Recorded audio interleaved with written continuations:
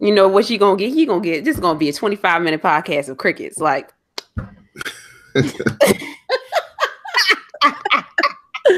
oh goodness. All right. Well, I mean, we are technically a Shield member down, so we are really out here like living the whole life of the Shield. we got the gimmick. The gimmick is on lockdown. Hopefully somebody turns on the other one by the end of this podcast. All right. In 3, 2, 1. Hello and welcome to the Forever Young Cast. I'm your host, Don Delarente, and I'm joined by my co-host, Miss Jupiter Julep. Hello. How are you? Doing well, and you? I'm well. Thank you for joining us for episode 8 of the Forever Young Cast. Indeed. And we're joined by our co-host, Miss Halissa. How are you, Halissa? I'm good. How are you doing? I'm doing great. Thank you for joining me once again to talk about the Mae Young Classic. No problem. Remember how I told you it's been raining for the last 2 weeks? Yes. Yep. And so it's been like 50 degrees outside. Well, today it was a beautiful sunshiny day and we are up to 80 and it's going to be 80 the rest of the week. I'm in a great mood. Oh. Okay. Y'all Texas people have a different relationship with wintertime and weather than most of the country. So yeah, it doesn't congratulations with that. Yeah, it doesn't really, the way it works is it's probably going to be anywhere from like 50 to 80 between now and Christmas, and it might get a little cold for New Year's Eve, and then it's gonna snow either right around Valentine's Day, and then once it snows around Valentine's Day, it'll be back to 80, and then we'll just be going into springtime and summer. Well, wherever you're listening to us from, thank you for joining us once again. We can be found on the CSPN at cspn.us on the web. So, ladies, we have made it to the semifinals. We are here with the final 4 contestants. We have Meiko Satomura facing off against Toni Storm, and we have Io Shirai facing Rhea Ripley. So we're going to kick off this episode with the match between Meiko Satomura, the legend, versus Toni Storm, number 1 in my program, number 1 in your heart. Wait, whose heart? My heart. Oh, okay. Because I thought you said in our heart, and I don't think that's what we're doing. No. All right, so Toni Storm kicks Satomura to the floor, and then she hits a suicide dive. Toni rolls Meiko back in the ring. She covers, and she gets a 2 count. Toni then follows up with kicks, but Meiko Satomura fires up, and then they start trading kicks. We get a DDT by Satomura, followed by the cartwheel knee drop. Then Meiko hits the Death Valley driver, but Toni kicks out. Satomura is shocked. The scorpion kick is countered, then a German suplex by Toni, and the Storm Zero connects, but that gets only a 2 count. Toni looks for a second Storm Zero, but Satomura counters with kicks and covers for a 2 count. We get the scorpion kick by Satomura, but Toni kicks out again. Satomura fires up.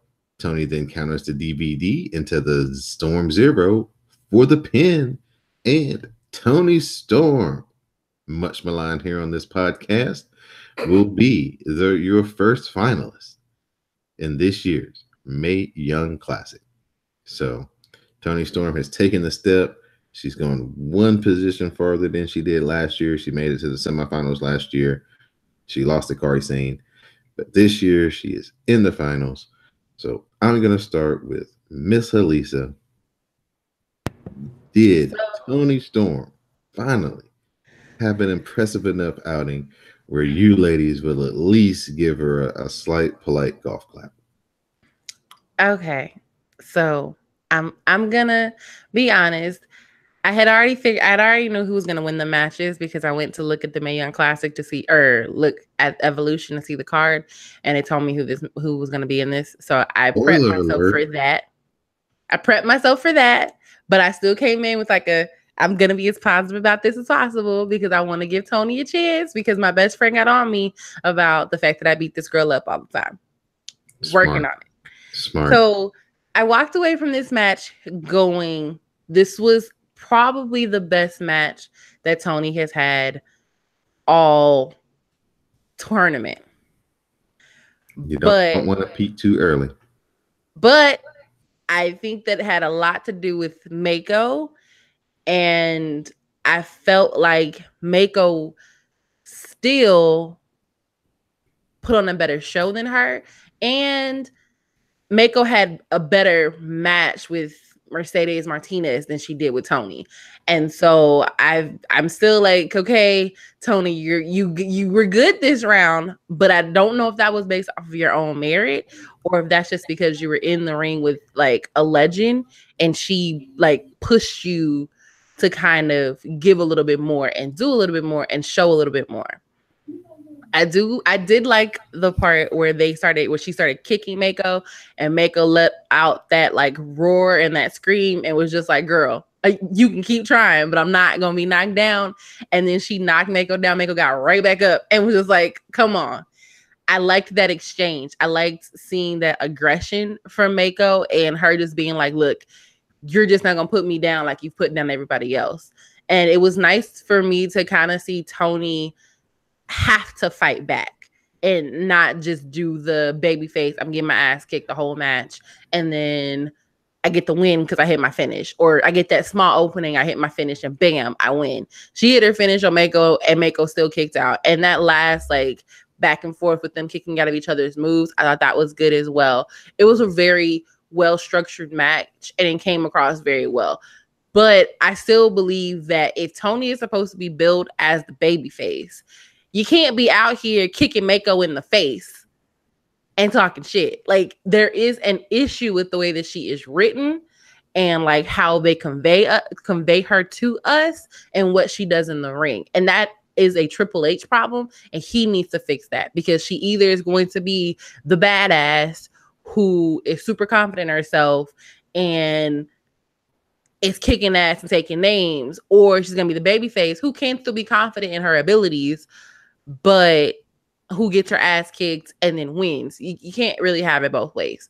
So props to Toni. She had a good match this round, but I still don't know if it's Toni who gave me the good match or if it was Mako who helped Toni give us the good match. All right, Miss Jupiter Julep, we'll bring you into the conversation. I'll ask you the same question. Were you impressed with Toni Storm and her victory over Mako Satomura? Okay, so I have to say a few things. The first thing is that we are down a member of the Shield. Miss V is traveling, and so we miss you. And as Miss Halissa said, we almost live in the gimmick right now, being one Shield member down. And Dawn said, well, I hope one of you turns on the other. And Dawn, the chair shot is always going to come for you. You just got to understand that. I mean, so, huh? I said, stay ready. Oh, stay ready. Head on a swivel all times. So the reason why I had to preface it by saying that, besides giving a hat tip to Miss V, is because what I wrote down, I'm going to read a little bit of it, and that is so I will give it to Toni Storm. Against Mako, she performed well. Mako's solo performances throughout the tournament gave legitimacy to Storm, who was previously mediocre. I know that Storm would win mid-match because the story of coming so close last year and making it to the finals is better, especially since Mako isn't signed. I take nothing away from Mako. She looked crisp, sold well, and made Toni look formidable. Do I change my mind about Toni Storm? No. Her character still needs work. I say what I said before. I mean, I'll stop. Oh, no, actually, we'll read a little bit more. Being blonde isn't enough. Perhaps she was coasting because she knew she would be in the position she was, and that privilege is what I rebelled against. But the star here for me is Mako. And like the crowd said at the end, thank you, Mako. And I'm sure Toni should be chanting it too. So, I mean, I'm going to stop reading. I wrote some other stuff about it, but I read that because it really does echo a lot of sentiments that Halissa has already said. And even my Android is saying, yeah, we agree. There will be no heel turns here tonight. Did Toni look good? She did in the match. But I also want to pull up another point that you also mentioned. I noticed that some of the moves that Toni had against Mako were heel-like, and I was like, that ain't really Christ-like, because I still think of her as the Jessica Simpson Christian Rocker. So like, that doesn't really go with the gimmick or whatever it is that she's trying to portray. But what it is I'm seeing is that she's just a girl who wants it, I guess. Like, she's living the dream is what she said later on. I guess what she has is a story. She has a story of being in the tournament last year, who made it to this part of the tournament last year and didn't go any further. So now this is like a redemption story. Maybe that's what it is. But everything that she showed me this tournament didn't make me feel as though she wanted it. She was there. Her other opponents were working hard. We always talk about that. So a lot of the work is not, our criticism on Toni Storm, I really do feel is around the fact that she was mediocre and she came in with some privilege and wasn't as hungry as everybody else. And it was not a star-making performance. This, I'm talking about from tip to tail, her being in the tournament this year, not just this match, which I do feel was better than some of the others, but it just felt like she was just going along to, the pace is like, oh, okay, well, I'm here. You kind of got to know me, whatever. So maybe she'll be better in a UK brand. Maybe she'll be better tomorrow night at Evolution. But tonight she did well. She didn't do great. And it is really all about Mako. And is it me, or when they were chanting Toni at the end, did it sound like they were saying Jerry, Jerry, Jerry? I think it was just you. Oh, it's just me. I'm like that now. Fine. Also, I did like when Triple H came in at the end and really honored Mako, like bowed, and they really, really did make her seem like a big deal in the final boss. Like, I really did appreciate Triple H giving her the props that she deserves, and also Kairi Sane giving out the flowers at the end of the matches. I did like that as well. And also, I went and added Mako on Instagram, and she put that she would like to be back into a WWE ring. So maybe, so maybe Triple H can work on that, because I'd love to see Mako in a WWE ring, whether that's NXT or on the main roster.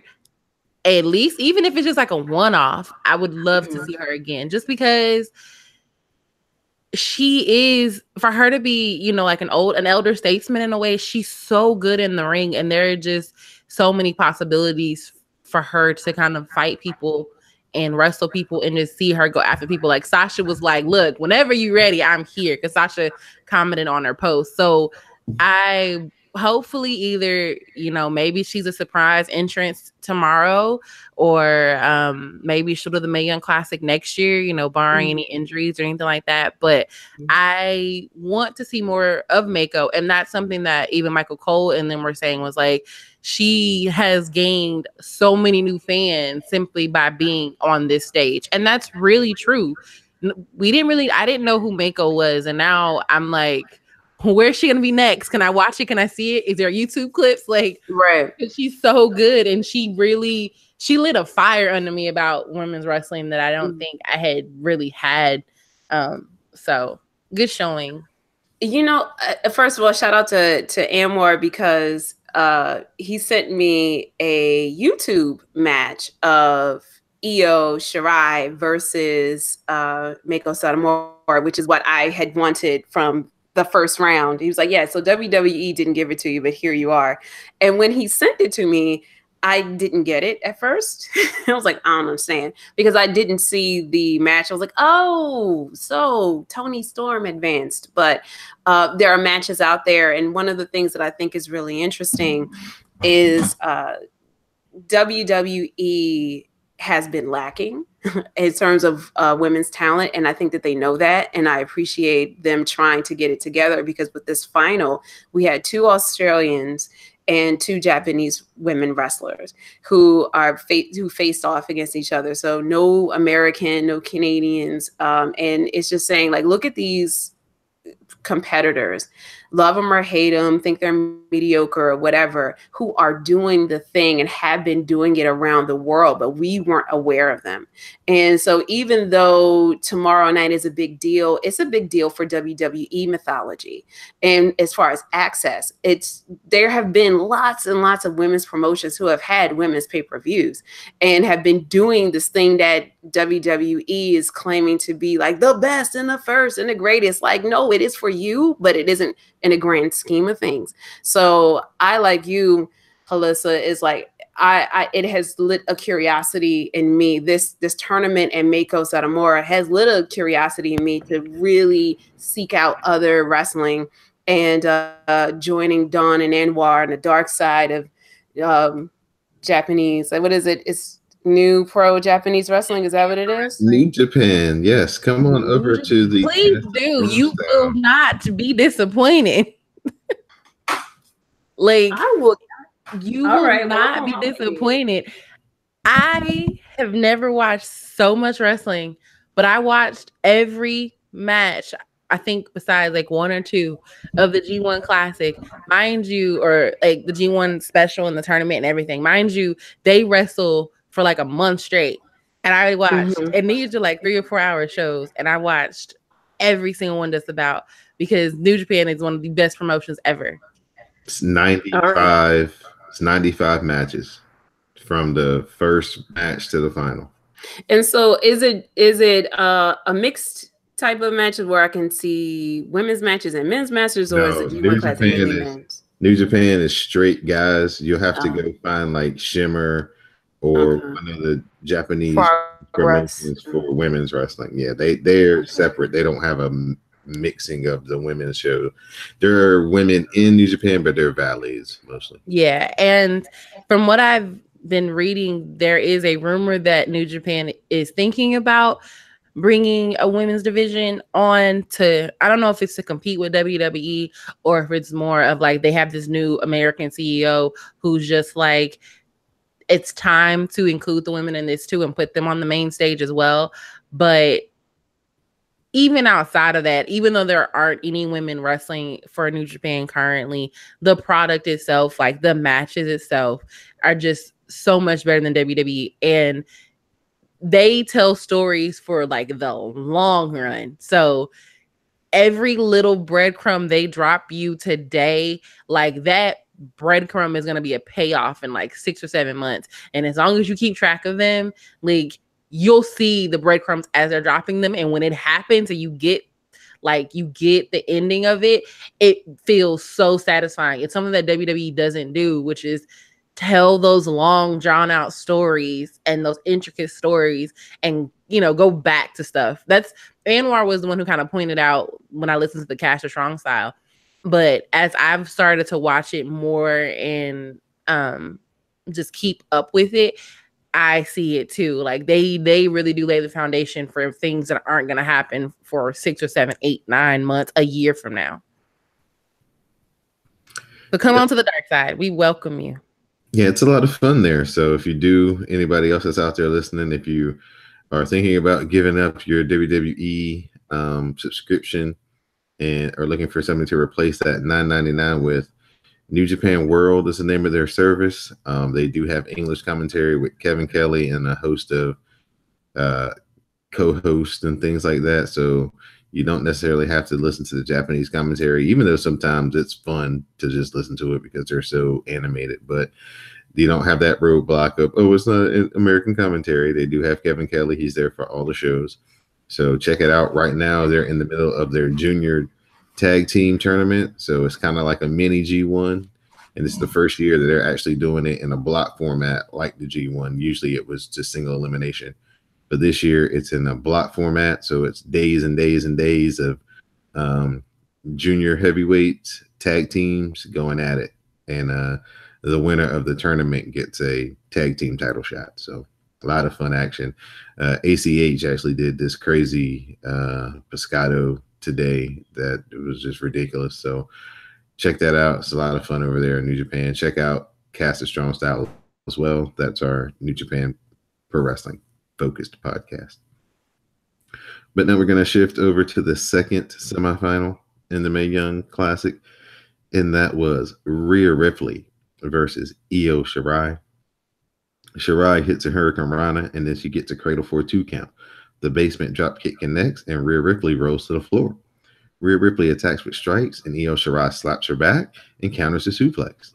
Shirai lays in strikes, the 619, and then heads up top, and the missile dropkick connects, and Io covers for a 2 count. Io heads up top, but Rhea Ripley cuts her off and follows her up with, and then she hits a big superplex. The cover only gets a 2 count. Io Shirai counters Snake Eyes, and then she runs Rhea Ripley into the post. She hits the charging knees, and then Io Shirai heads up top. She hits the moonsault, and Io Shirai gets the pin to advance to the final. So your Mae Young Classic final will be Toni Storm versus Io Shirai. So Miss Jupiter Julep, I'll let you have first crack at this match. Your analysis on watching Io Shirai advance to the finals of this year's Mae Young Classic. Yeah, so I've been calling myself Captain EO from the very beginning, but I want to talk about Rhea Ripley. I want to start off with her. I appreciate the character and the character development that we have seen throughout the whole tournament.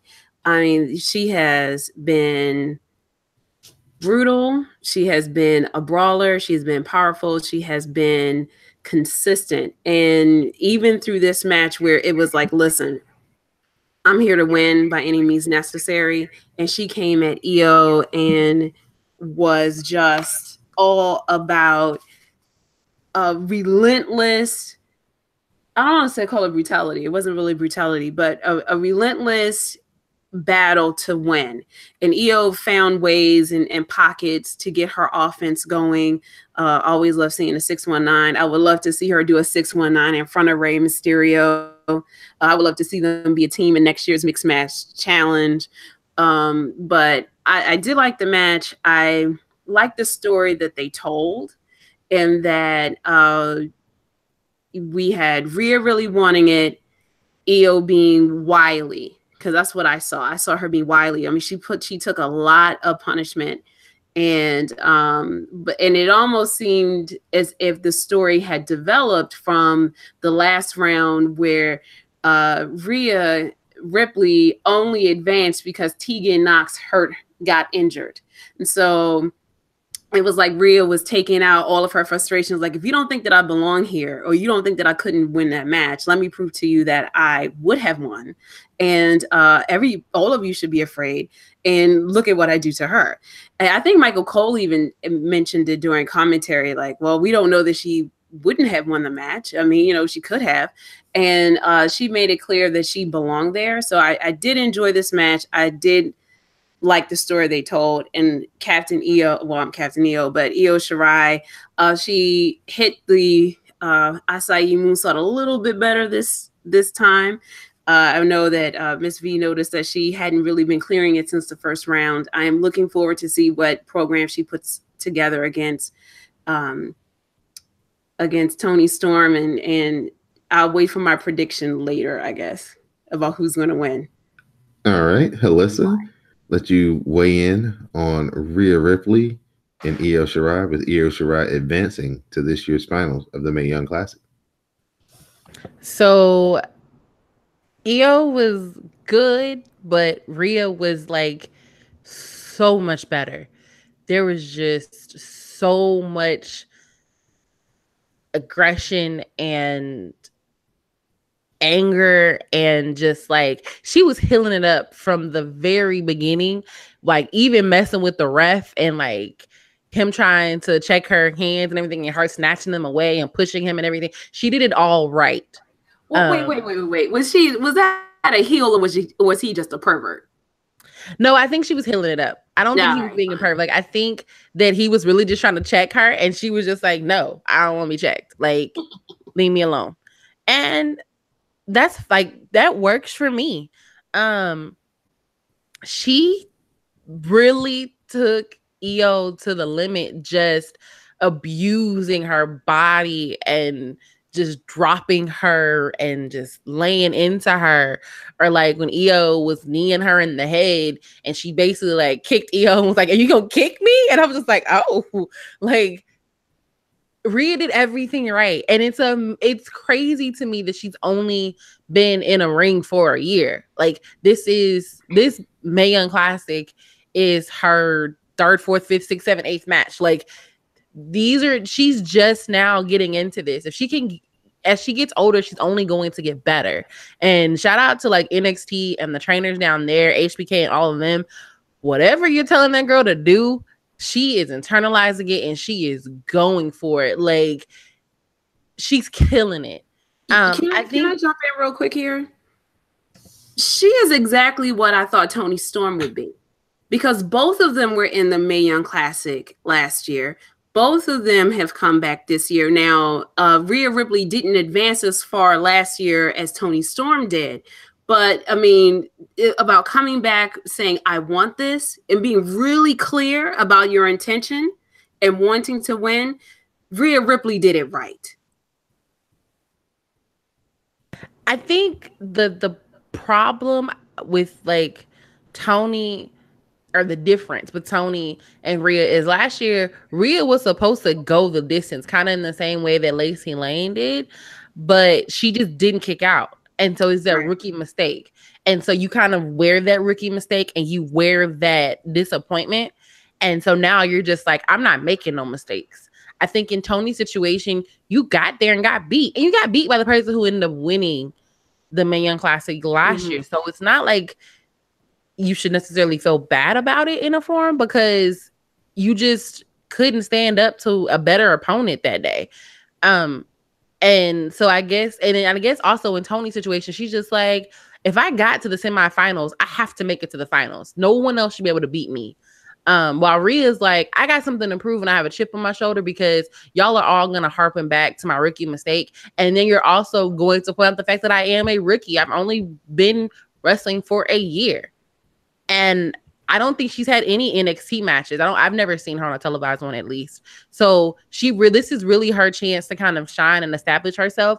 I like the fact that they're both going to be on the UK brand, because that means that we're going to see a lot of Rhea and Toni and their progression and who's going to become the better wrestler as time goes on. But either way, like, I thought that this is a really good match. I thought this was a really good story. Io had the heart and the drive and determination, and she won it. But you can tell that Rhea took a lot out of her. And props to Rhea. Like, I was on this Rhea train from the beginning because I knew that she had something special from watching her last year. And I'm really, really proud of her and really excited to see her make it to the semifinals and to have the kind of matches she did. She should not be disappointed in herself at all. And Triple H coming out and basically telling her, like, yo, good job, kid. That you're getting that vote of confidence. Like, Triple H is doing something right with those NXT women and those NXT men and giving them that vote of confidence so that they know that they can go on and be even better. And they have that confidence making it to the main roster. That's what I like to see. I think that's why your Sashas and your Beckys and your Charlottes, when they got to the main roster this time, basically 2 years ago, they were just like, no, we're here to take this over because we know we can. And we've proven that we can. And a lot of that has to do with the fact that Triple H praises them when they do good. And he gives them the ability to, like, be themselves and write good storylines for them. So this was a much better match than I anticipated it being. I was watching it and I sat up and was like, yo, like, she came in here to wreck shop. If Io would have lost, I wouldn't have been that disappointed, just because Io was getting her ass kicked most of that match. Like, I wouldn't have been like, oh, I would be like, you know what? I'd be tired too, girl. Like, I'd be tired too. So good showing for both of them, and like, good job, Rhea. You have really, really, really grown a lot. And so, fact check time. Do they have a champion for the UK NXT brand for the women's champion? So They have not gotten to that part of the tapings yet. It's only like they do have a champion, but it hasn't been revealed on TV yet. So it's not, they can't have her wrestle or anything yet because they can't spoil it. Right. Okay. And from checking out like the card on Wikipedia, there is supposed to be an NXT UK women's match tomorrow. Oh, okay. So whenever they get the tapings lined up, I guess, which I'm assuming it's going to be the one that they're going to show this Tuesday or this Wednesday, we'll see who their champion is. Yeah. So I felt like y'all did for Toni Storm's 2 matches that, Io Shirai, she just got lucky and hit her finish and won. She got an opening because Rhea Ripley match. I was looking at this match and the whole time I was like, I'm really impressed with Rhea Ripley. Rhea Ripley is looking really good tonight. Rhea Ripley is bringing the fight to Io Shirai. Io Shirai is not really doing much in this match. I think Rhea Ripley is going to be a huge star. And then she won, and it was like, I think I really want to see Rhea Ripley wrestle Toni Storm now. That's how I feel after watching that. He's taking all the chair shots to you, Jupiter. What you gonna do about that? Nothing. Because I mean, that's your opinion, dear. But also, that was the only match I felt like that with Io, though. It wasn't like the theme of her tournament was that, she's barely winning. It was just in this particular match. Right. Rhea Ripley was just shining like a 1,000-watt light bulb to me. Yeah. She was. I mean, if you notice when we started, I was like, yeah, I'm Captain Io, but let's talk about Rhea. So I talked about her more than Io in this match as well. And I mean, it is what it is. And like when Halissa said, I wouldn't have been mad if she moved forward. Neither would I. It was a good showing. And I'm glad that we'll see more of her and hopefully in the UK brand and on different pay-per-views. And I'll be definitely tracking her. I hope she gets good merchandise. And I would proudly wear a t-shirt. As long as it's not ugly. I don't know what WWE is doing with the whole t-shirt game, but those t-shirts are awful. Bad. They have not gotten better this year. They just continue to get awful. I don't know what's going on backstage with that. Ladies, I will need sizes and addresses for y'all's Toni Storm's t-shirts when she's this year's Mae Young Classic winner. Oh, well, you know what? That's all right, because my cat always does need a bed. I can line his bed with a t-shirt. No, I'm teasing. I wouldn't do that. If you were so kind to send a t-shirt, I would wear it as a part of a costume of like a celebration of mediocrity. Ooh. You wanted a chair shot, you got it. I can't. Stop trying to come for me, Don. It's gonna be so gratifying when y'all turn the corner and see what I see. Okay. You know what? I will remain open-minded. I mean, because she is still very young. And I mean, she does have all the potential in the world. When she was in the ring with that random blonde interviewer who mispronounced Io Shirai's name, which I found right. So who was that? Because she came up on the screen, I was like, who is this woman? That's the first thing I said. Oh, so you didn't recognize her either? No, I don't. That's the first thing I think I've ever seen her before. So I was just like, is she only here for the Mae Young Classic? Is she the new girl backstage that they haven't told us about? Because she came on screen and I was like, who is this woman? And I can see her earpiece. Like, that's not cute. That is so funny because I was a Harpo. I did pull a Harpo. Who this woman? And then I thought it was me. All right. Yeah, her. But I'll give Toni Storm credit because she came in there and said that she stands on the shoulders of giants. I mean, she didn't say it quite that way, but that's what she said. So, and I appreciate that. But I guess that's a fact check number 2. Who was that woman that ran up on stage and was given a microphone? And I didn't even notice her. So sorry, I don't have anything. She had on like a silverish dress, and she was blonde, and she's the one who did the in-ring interviews with Toni Storm and Io Shirai as the winners of their matches who would be at Evolution. That's probably it's probably some new girl because she was very nondiscreet to me. I didn't even like. I saw the interviews, but I really wasn't focused on the interviewer. Fair enough. But before I forget, I want to give a shout out to, as a commentator said, to Sarah Amato, Serena Deeb, and Sarah Stockman, who was also the trainers for the Mae Young Classic. I'm not sure what their roles are with NXT or any other division that WWE has, but they were definitely there working with the women for the classic. And I say kudos to you three.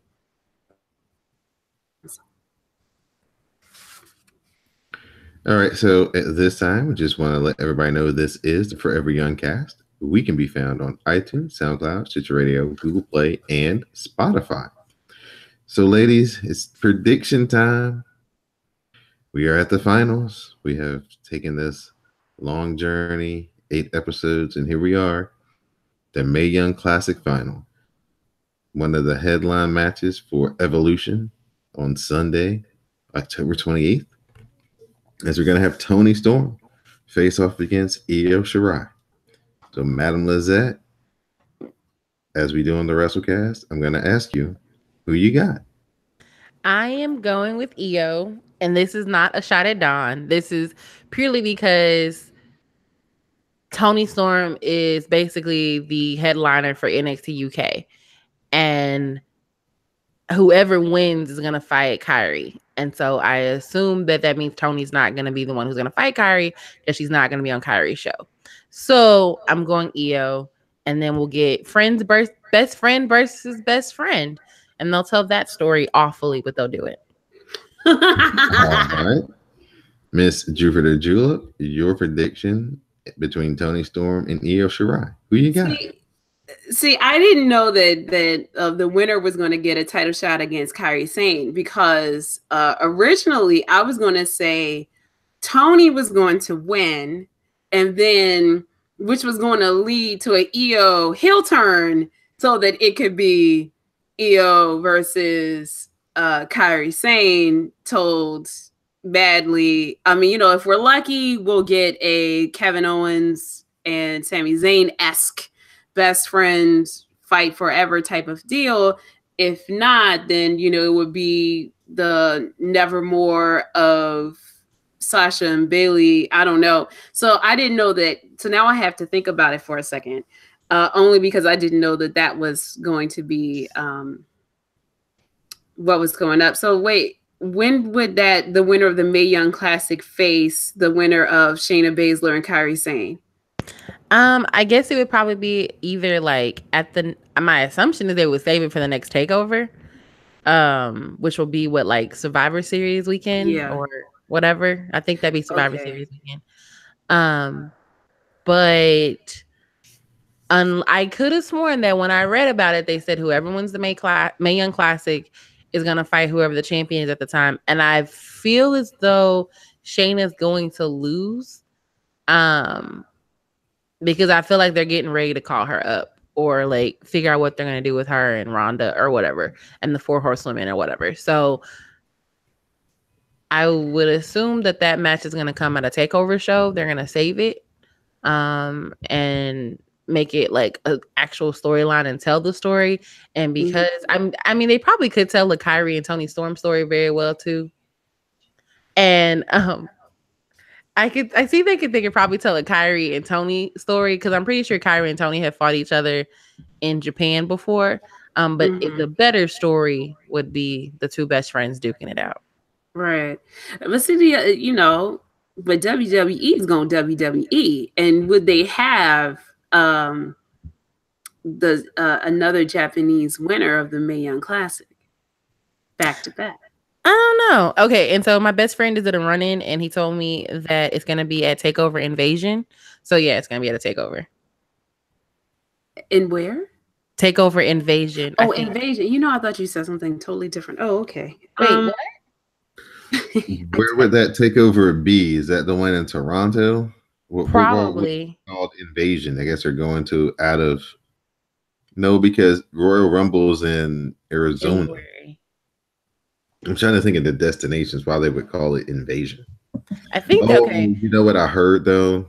I heard they're gonna try to do like an NXT type of like NWO thing with NXT.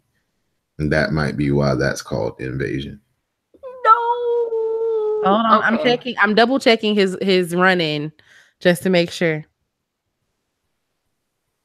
Just in case. So let me see if I can find something about his run in real fast. While you're doing that, I will give. Oh, Miss Jupiter Julep, you got to give. No, go ahead and do yours because I'm still debating. You know, getting new information. So now I'm still debating. So no, I think everybody knows who I'm picking. I've had her from the very first episode. She's here at the finals. I've been, ride or die. So there's no need to get off the bandwagon now. I think it's going to be Toni Storm versus Kairi Sane. They can have a one-night match. They can build it up a little bit if they want with storyline. They don't really have to. They could make it, it maybe if Toni is a UK champion, the first ever champion versus champion match or whatever. I mean, they could do a lot to provide some story and try to keep Io Shirai and Kairi away from each other for as long as possible, because I think the intrigue of that match is probably greater for the fans than if they were to try to execute that match like y'all were talking about. So the farther they can keep them apart, the more they can build to it. It wouldn't be smart to just give it to people right away. So I think Toni Storm's going to win. I think Toni Storm's going to win everything for Toni Storm. Toni gonna be out here like Binky, undefeated. Right. I mean, what's next? Toni Storm for president, which can't be. She's not from here, so whatever. Okay, so it's not Invasion, it's Takeover War Games, and they haven't. It's in November 17th. Oh, my sister's birthday. Yeah, LA. They've only done the Undisputed Era versus Pete Dunne, Ricochet, and the War Raiders for that match. They haven't announced that yet, but spoiler alert, NXT. Sorry, guys. I mean, technically it's the same match from last year. I'm sorry. I think instead of last year where they had they had what? Authors of Pain, and Sanity Era, and Undisputed Era. I got to see that live because it was in San Antonio. So they're gonna have like 2 teams of 4 this year. So it's gonna be more like the traditional War Games is supposed to be. So that's gonna be good. Yeah, that's gonna be good. Okay, Miss Jupiter Julep, time's up. You're on the clock. Yeah, I think Io should win. I think Toni will win. That's such hedging your bets, but yes, I've got. No, I'm out here by myself on this island. No, I think she should win. I've got a friend in Miss Jupiter Julep. Look at that. See, I knew. No. What you had? I'm trying to think about what would WWE do. I mean, but my heart of hearts, I'm all for Io, Captain Io. But I mean, they like you. I mean, they're so in love with Toni. I don't get it. But that doesn't mean that, I mean, for the sake of the game, that they wouldn't give it to her because they have a whole bunch of people who are high on her like you. Do I think she should win? No. I think Io should win, but I think she will win. You're on board. I'm gonna take that as a win. No, she's come over. She's come over to the dark side for one night. With a tear in my eye. I'm planting my Io flag and I am flying it because whatever. Okay. Yeah. That's who I'm. I'm gonna be live tweeting it like Io. But So I guess we can divulge this here, since this will be the only part where you guys will hear my voice before we talk about Evolution. Your hashtag ChinaCast won the vote, so that will be the hashtag that we use. What? By how many votes? By 2, like you and Halissa? No, you had 60-something%. Hold on. I gotta pull up that poll. Thank y'all for voting for it. 69% or something. 63%. Let's go with 69. It's funnier. It was like Weevolution. That was number 2 at 26%, and We Are Evolution was third with 11%. Weevolution? WWE eat your heart out. Yeah, so that's funny. That will be the official hashtag for Evolution, hashtag ChinaCast. So for everybody who's listening to this on Sunday the 28th, you can tweet with us, live tweet your thoughts on the finals of the Mae Young Classic.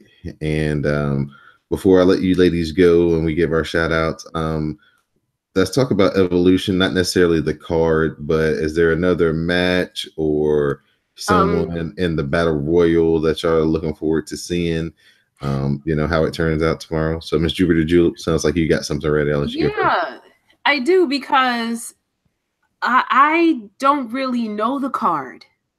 Oh, because I was very careful, because I didn't want to inadvertently see who would win, who would be in the final slot. So I don't really know. I just think I saw something about Alicia Fox.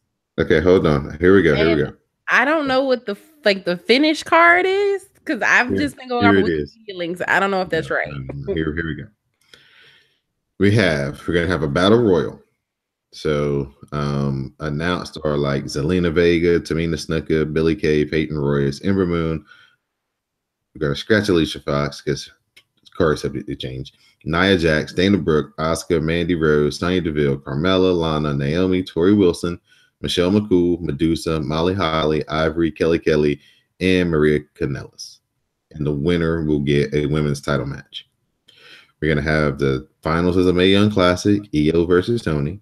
We're going to have the NXT Women's Championship match, Kairi Sane defending against Shayna Baszler. We're going to have Trish Stratus and Lita versus now Alicia Fox and Mickie James, because Alexa Bliss is unable to compete due to concussion-like symptoms. We're going to have Natalya, Bayley, and Sasha Banks versus the Riot Squad. You're going to have a SmackDown Women's Championship, the last woman standing match between the champion, Becky Lynch, and Charlotte Flair. And your main event of the evening, Raw Women's Championship match between Ronda Rousey and Nikki Bella.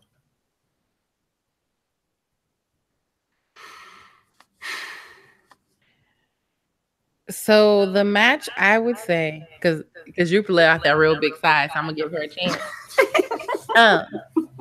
The match that I would say I'm looking forward to is Charlotte versus Becky, last woman standing match. Yes. I am hoping that it lives up to Sasha and Bayley's Iron Woman match. So that's the one I'm looking forward to. All right. Now that you know the card, Miss Jupiter Julep, do you have a particular match that you're looking forward to? I'm looking forward to seeing Sasha in action again. Always good to see Natty. I'm not high up on the Riot Squad though. In terms of the characters, I'm disappointed that we are not getting tag team championships. I would have loved to see some of those women in a battle royal broken out into teams of two, like maybe two from NXT, two from SmackDown, two from Raw, and have one belt, between them. So I'm a little sad about that, but I'm trying to think of if there was another match, like you said, I'm all for here Becky. So she entertains me, but other than that, no. Maybe the Battle Royal. No. I'm here for the vets. I am so tired of Alicia Fox not getting her shine. I was sad that she was injured and couldn't compete in the Royal Rumble. So I am very happy that she has this opportunity to wrestle against Lita and with Mickie James and Trish Stratus. So I think that out of all of them, outside of Evolution match, not Evolution, the Mae Young Classic match, that the vets 2-on-2 match is the one I'm looking most forward to. All right. So that will be Sunday, October 28th. So if you listen to this podcast when it drops, that will be in a few hours later on Sunday. Again, the hashtag will be #ChinaCast to share your commentary with color on Evolution, the first all-women's pay-per-view. So I think the ladies are going to deliver. Hopefully nobody takes too many big chances, but I think that they're going to take this opportunity to try to have the match of their careers, everybody. So I look forward to, some really good stuff to talk about coming out of this. So good luck to all the ladies this Sunday night.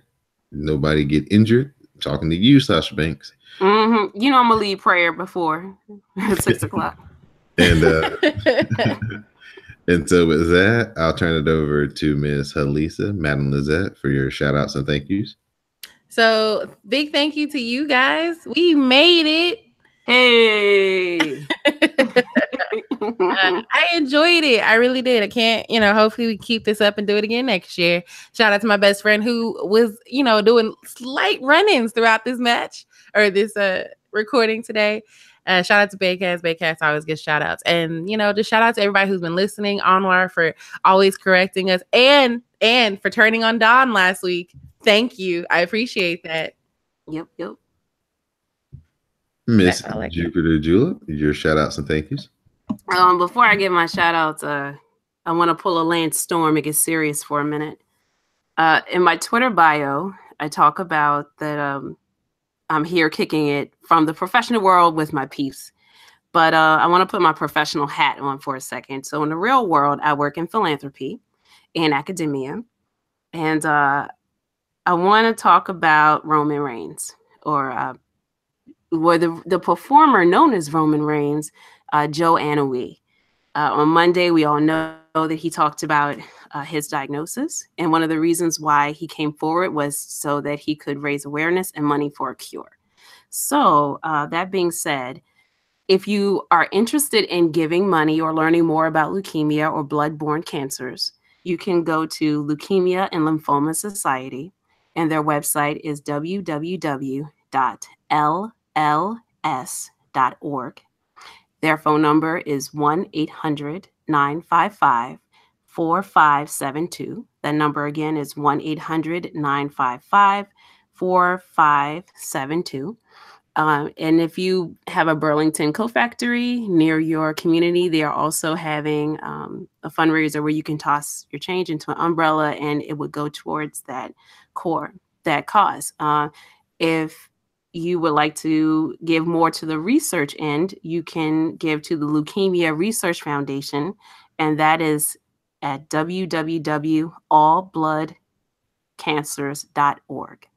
So, and orange is their color. So hopefully he will come back with an orange R shirt, and I will be copying that. So prayers and strength and faith to him and his family. But if you're interested in giving to that cause and need some help, you can call me. Reach out to me at Jupiter Julep 24. I am happy to help you find a cause to donate to, specifically, any philanthropic cause, I'll help you. But I would really like to kind of divert money that way right now. Other than that, thank you all for listening, for reaching out to Dawn, Halisa, and Miss V, and our fourth DeBarge member, Anwar. Love to you all. Thank you so much. Thank you, Miss Jupiter Julep, for that information. Definitely, if you're a wrestling fan, you've definitely been thinking about Roman Reigns since Monday night. So good luck to him in his battle. And thank you again for that information so people can, help donate and contribute and, help people like Roman find a cure for their illnesses. I'd like to just thank Miss V, Jupiter Julep, Madam Lizette for answering my call to want to do this each and every week for this particular tournament this year. Once I saw that the format was going to be a weekly format and not just a dump of all the episodes, I really wanted to dedicate time to this in its own form so we wouldn't be just breezing through it in the normal WrestleCast. And they definitely stepped up to the plate each and every week. And along with Ms. V coming in late, formed a shield and, provided a lot of entertainment, a lot of great insight. And I'm just glad that we were able to provide a platform and a format so we could get really in depth into this year's show. We saw a lot of good wrestlers, a lot of good wrestling, and we saw that the future is bright for women's wrestling. And hopefully they can capitalize on this going into the future. And like Alyssa said, they'll have another one next year and we move forward. So we'll have hopefully a year or two of this next year if things work out in the same manner. So at this time, I'd just like to thank again my co-host, Miss Jupiter Julep, Madam Lizette, Halisa, and of course Ms. B, though, who's not here with us this week, but she is in spirit. And I'm your host, Don Delarente, and this has been episode 8 of the Forever Young Cast. Okay, ladies, thank you again. What was the boo for? Huh? Because you said you got feedback. I was like, boo. Yeah. Oh, yeah. But I when I get ready to edit it out, if it shows up on my side of the recording, I can always knock it out. So there's little tricks we can do. Okay. I have a question for y'all. Especially you, Elisa, because you listen to the Razzlecast and Cast a Strong Style. Were you listening to it via its own RSS feed or through the CSPN feeds? I downloaded from Overcast, so wherever Overcast pulls it from. See, I don't know. When you searched it to initially subscribe, can you remember? Because there was a point where two would come up. One would be from the CSPN and one would be like the individual show. So what I'm trying to see is I erase that CSPN RSS feed, and the numbers on my SoundCloud are like super low. So I'm trying to figure out today's mass shooting at just how many, like, get a consensus of how many people were listening off that CSPN feed. Let me see. I'll just see if I can add it again. Because I think on my end, it comes back once. So the Cast a Strong Style has its own. Right. But see, it won't show up like that now, because at first it would show up like if you did Bad and Boozy podcast, it'd be one for Bad and Boozy, and then it'd be one that said CSPN. The CSPN had every show. So like you didn't listen to that particular podcast, you still got it in your feed. No, I think mine has always been the Razzlecast CSPN. Okay. All right. I'm just trying to because like I said, the freaking numbers are super low. On SoundCloud? Yeah, just on because I did it last Sunday. So like let me take a look at like one that's okay. So like Rock Solid Radio, I just released their podcast on Wednesday night, and so they are at 64 listens, whereas the show I released for them last Wednesday it was at like 189. And they probably had like 130 or 40 of those within a couple of days listen. So I'm just trying to figure out like how, like why the listen's so low, because like we have Candace from Ratchet Ramblings on the Mama Meets World podcast only has 55 listens. I know that's not reflective somehow, but if people were like on the CSPN and that's how they listen to them and they just pick them off, like, oh, I don't listen to this show, so I just delete it, that could be the reason why it's so low. But I'll give it like another week or so. I'm been putting out tweets about, if you're not seeing them show up, you gotta go subscribe to the individual shows. So I'm just okay. I have a question. So is this the last show, or are we coming back to talk about? If you want, we can come back and talk about the last match. I don't have a problem with that. Let me check my schedule here. Working. I'm not working next weekend, so I will actually be off on Saturday and Sunday. That is the 2nd and 3rd. Third and 4th rather. So yeah, I will be off. I was thinking about going to visit my mom, but if I do, I'll let y'all know. Don't touch that. Well, you know what though? I thought about it. I was like, oh man, it would have been awesome if the ladies cast was actually after like this week's coming up, because then that way we could have talked about Evolution and wrapped up Mae Young and all of it. Don't touch that. Yeah. It just worked out that they got the whole shebang bang.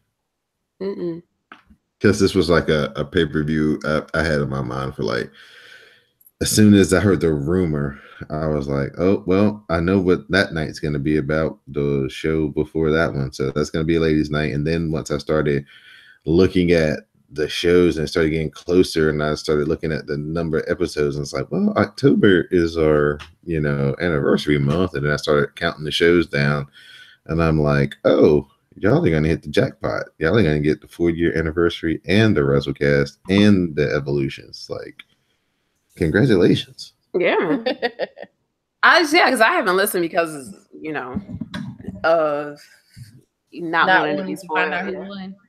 Well, you feel free to listen now. It's 2 hours of Jade, Dee and Ms. V being all over the place, and they discovered Carl Anderson's Instagram, and there's your Creepcast allotment there. Yo, he's fine. Like, I get it. I don't know if WWE like y'all got a title run coming or what, but wait, he got the shit from the Good Brothers. Oh, I don't know if you've seen them, but like both of them, Carl Anderson and Lou Gallows, they have dropped like 50 pounds. They are in exceptional shape right now. That's not the reason why I can't get moist for them. It's I just feel racism off of them. I mean, I'm with you, but I mean, AJ has tweeted some not so great things too. So I just have learned that like I just keep my wrestlers as my wrestlers, and I try not to. I try to realize that we all live in different lives out here. Yeah, I get it. Oh, I see him. No, still no. It's still a no for me, dog.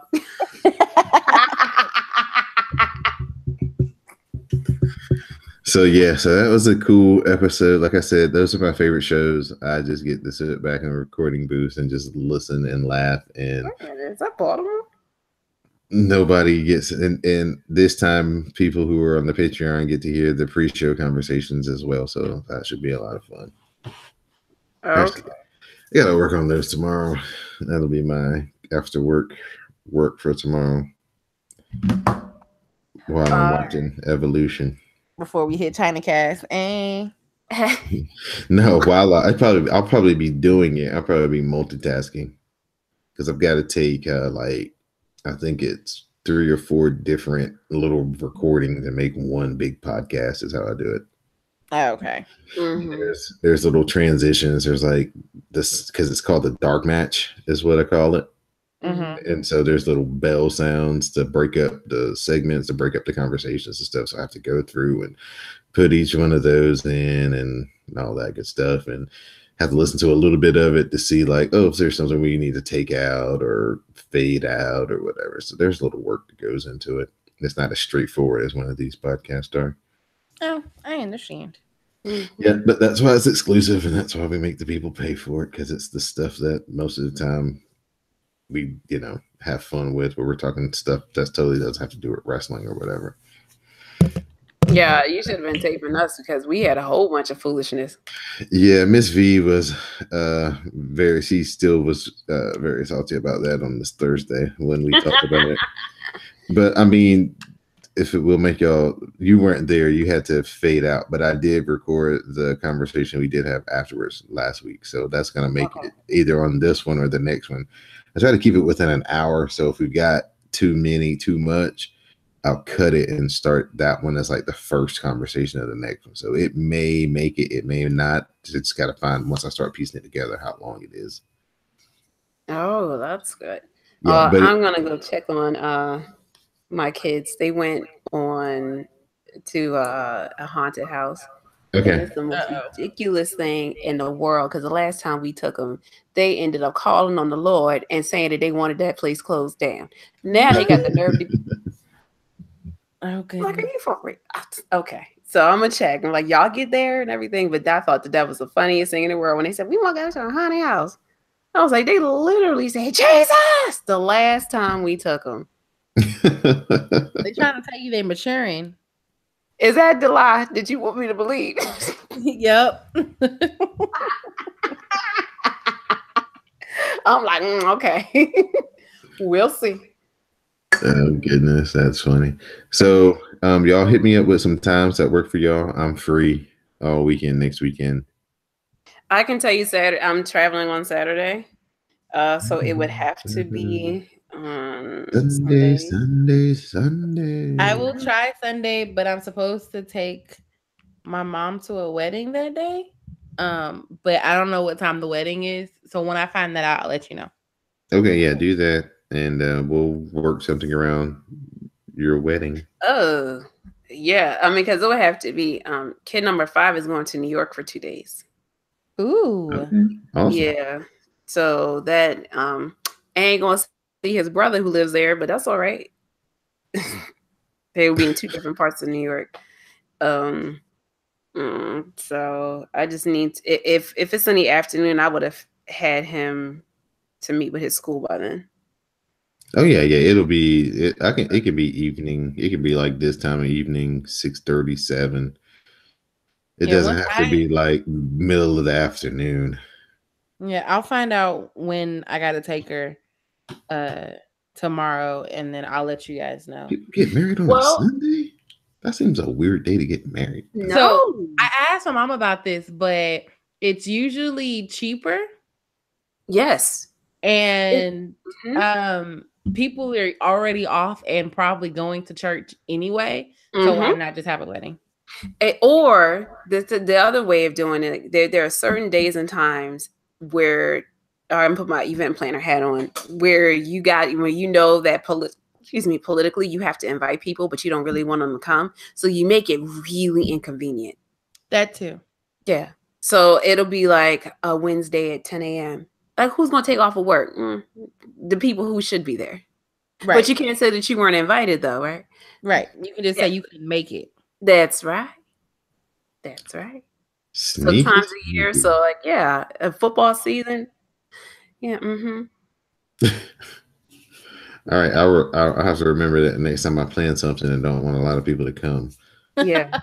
Yeah. There is a mathematics on how you figure out how much food you should actually order and stuff like that, because people will RSVP and not show up, and then when you're dealing with Black people, they won't RSVP and will show up and then show up late. True. Oh yeah, that's our move right there.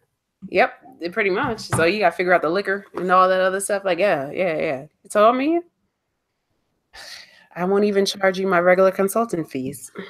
Well, thank you. You're welcome. Well, you ladies have a great rest of the weekend. I will see y'all in the chat tomorrow night. Oh yeah, but before I forget, you know what? If we don't do like a 10-15 minute or whatever it is we decide to do, because I mean, if we talk, I guess we should have like a conversation piece to talk about. But if not, if you do a week, not a week, but like a yearly recap in wrestling, and want to talk about the totality of women's wrestling throughout the year, we could do that. Let me because I've got to actually start working on my El Dandy voting stuff. But usually when I do that podcast, it's just like a reading off of the winners and the nominees. So it's not really like a recap. It's just kind of like, hey, we put this to a vote for 2 months and here's what everybody thought. So what I try to do is I have a list a mile long of matches of the year that I haven't even added to in the last couple of months. So I got to go back and like start freshening this thing up, because when December gets here, I don't want to have to try to spend every weekend I have making sure I got all these, because I got notes from all these Raws and New Japans and all this and Lucha Underground I have to look up and go through. So, but if I do decide to have something like that, or maybe if you guys just want to do something like that, feel free to let me know and I'll just set it up and I'll let y'all talk, and I'll just be if you got questions or have a format, just let me know and I'll just narrate it for y'all and be y'all's host, and y'all can talk back and forth. I don't have a problem with that. That sounds like a good time. Mm-hmm. All right. So I hope to talk to y'all next Sunday at some time. Just let us know, Miss Alyssa, and we'll make it work. All right. Be good, y'all. All right. Bye. Bye.